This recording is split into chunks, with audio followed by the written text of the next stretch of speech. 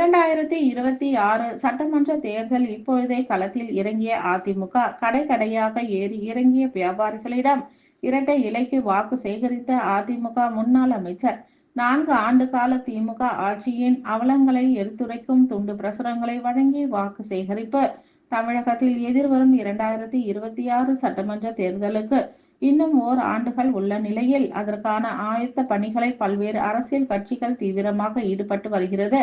அந்த வகையில் booth committee அமைத்திடல், ஆலோசனை கூட்டம் நடத்துதல், திண்ணை பிரச்சாரம், துண்டு பிரசாரங்கள் வழங்குதல் என பல்வேறு கட்ட தேர்தல் பணிகளில் அதிமுக இப்பொழுது இருந்தே தீவிரமாக ஈடுபட்டு வருகின்றது. அவ்வகையில் அதிமுக காஞ்சிபுரம் மாவட்ட அம்மா பேரவை சார்பில் காஞ்சிபுரம் மாவட்டம் வாலாஜாபாத் அடுத்த கருக்குப்பேட்டை பகுதியில் துண்டு பிரசுரங்கள் வழங்கல் நிகழ்ச்சி மாவட்ட அம்மா பேரவை செயலாளர் KUA சோமசுந்தரம் ஏற்பாட்டின் பேரில் நடைபெற்றது.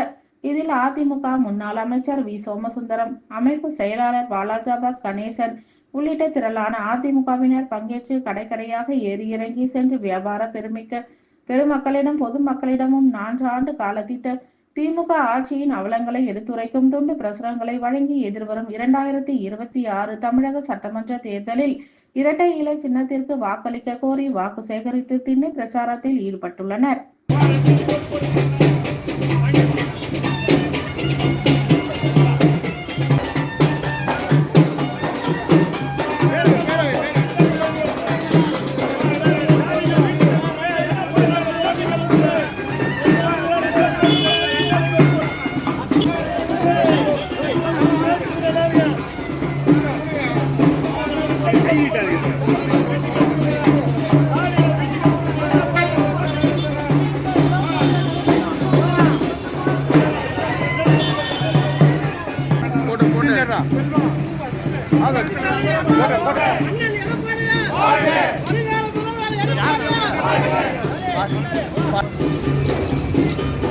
எடப்பாடியா